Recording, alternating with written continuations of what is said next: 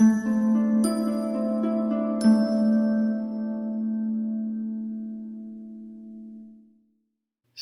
9.1 Vectors in Two Dimensions.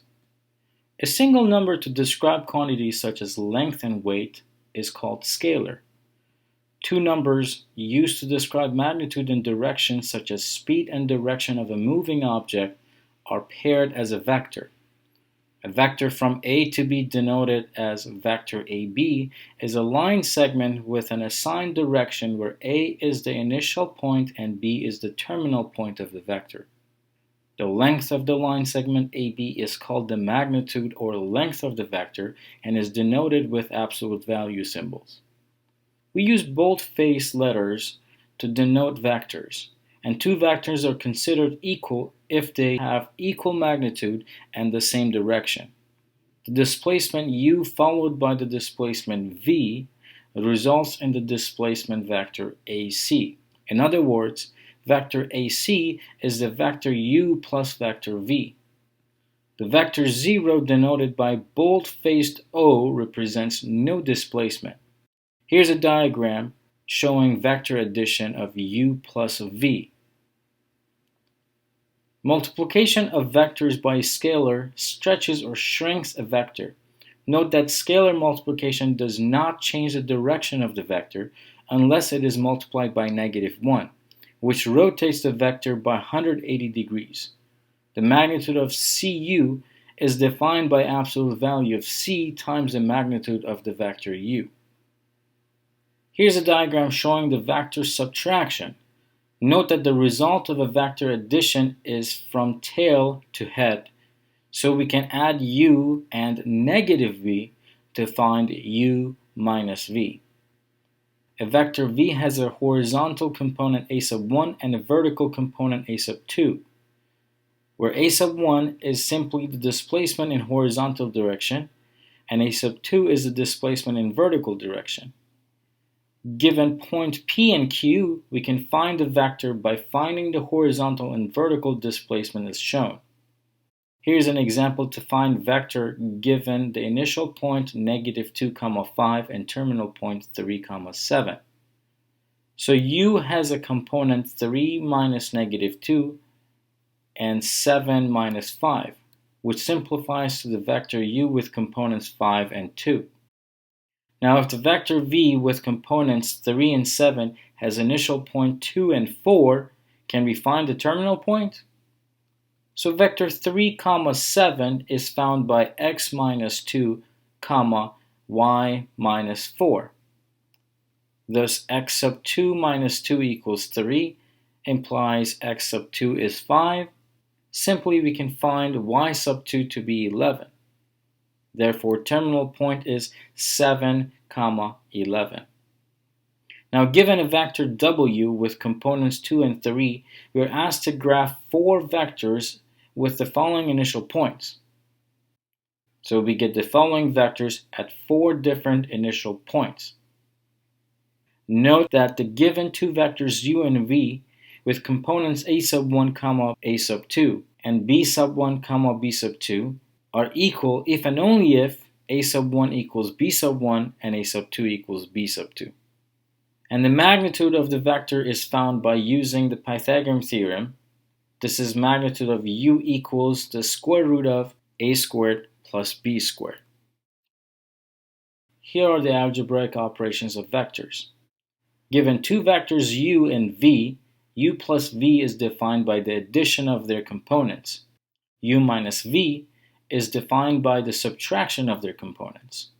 And scalar multiplication of c times u is defined by c times its components. Zero vector is additive identity of vectors with components of 0, and unit vector is a vector whose magnitude is equal to 1. Let's see these operations in example. Given vector u and v, u plus v is defined by the addition of its components, giving us the vector 2, -2. U minus v is defined by the subtraction of its components, giving us the vector 4, -6. And the scalar multiplication by 3 is the product of 3 and each of the components, giving us the vector 9, negative 12. As mentioned before, unit vectors are vectors with magnitude of 1, and two special unit vectors that are often used to describe a vector are I and j. For instance, vector v with components a and b can be expressed as ai plus bj. Here's an example to write vector u in terms of I and j. So u can be expressed as 3i minus 4j. Now to perform the operation 2u plus 3v using I and j, we write each of the vectors in terms of I and j, then perform the scalar multiplication of 2 and 3, then combine the I components together and j components together to obtain the vector 3i minus 2j. We can find the components of a vector by knowing its magnitude and direction. For example, in polar coordinate section, we were given the value of r and theta, where r is the magnitude. Thus, the first component is simply magnitude of the vector times cosine of theta, and the second component of the vector is the magnitude of the vector times sine of theta. Here are some properties of vectors. Vector addition is commutative, that is, u plus v equals v plus u. Vector addition is associative, that is, u plus the quantity v plus w equals the quantity u plus v then plus w. Zero vector is the additive identity of vectors, that is, u plus the zero vector equals u. The additive inverse of the vector u is negative of u, that is, u plus negative of u equals the zero vector.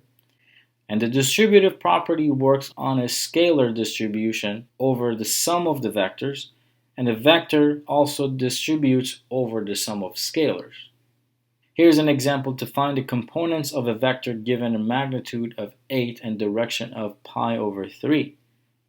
So the first component is 8 times the cosine of pi over 3, which simplifies to 4. And the second component is 8 times the sine of pi over 3, which simplifies to 4 square root of 3. That is, the vector has components 4 and 4 square root of 3, or 4i plus 4 square root of 3j. Now let's find the direction of a vector given its components. We can use formula tangent of theta, that is y over x, or in other words, the second component over the first component, and use its graph and the arctangent to find theta as 5 pi over 6. Now the velocity of a moving object is affected by wind and other forms of forces or frictions. Suppose that the vector u represents the velocity of wind with a bearing of 30 degrees, and vector v represents the velocity of an airplane flying through the wind at point P. Due to the effect of wind, velocity of the plane is the sum of the vectors u and v. Here's an example to find the velocity of an airplane relative to air and the velocity of wind. So the airplane relative to the surrounding air is going north at 300 miles per hour. So the vector is 0i plus 300j. The horizontal component of the vector u is the magnitude of u times the cosine of 60 degrees, and the vertical component is the magnitude times sine of 60 degrees. Cosine of 60 degrees is 1/2 and sine of 60 degrees is square root of 3 over 2, giving us u as 20i plus 20 square root of 3j, which is approximately 20i plus 34.64j. Now let's find the velocity of the airplane as a vector. Let's use w as the velocity of the airplane. We have w equal 20i plus 20 square root of 3j plus 300j. Combining the j components, it simplifies to 20i plus 334.64j. Now to find the true speed of the airplane, we find the magnitude of w, which is approximately 335.2 miles per hour. And then we can use tangent of theta to find the direction. So tangent of theta is vertical component of w over the horizontal component of w. And using the inverse of tangent, we can find theta. To find the bearing of the airplane, Since the direction is with respect to north, we need to subtract 86.6 degrees from 90 degrees, giving us a bearing of 3.4 degrees. Force is also represented by a vector. Intuitively, we can think of force as describing a push or a pull on an object. For example, a horizontal push of a book across a table or the downward pull of the Earth's gravity on a ball. Force is measured in pounds. For instance, a man weighing 200 pounds exerts a force of 200 pounds downward on the ground.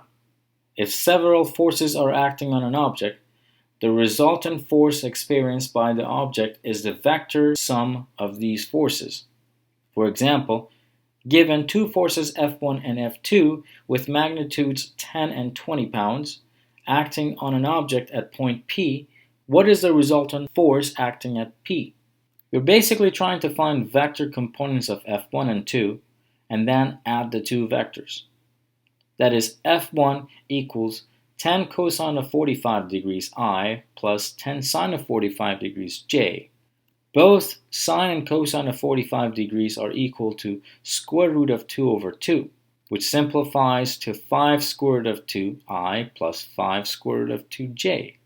Similarly, we find the components of F2. Thus, F2 has components negative 10 square root of 3 and 10. Using the two vector components of F1 and F2, the resultant force is F1 plus F2. Adding the two vectors F1 and F2 and simplifying it, we get approximately force vector F equal to negative 10I plus 17J. These are the suggested textbook homework problems and required ALEKS homework for section 9.1.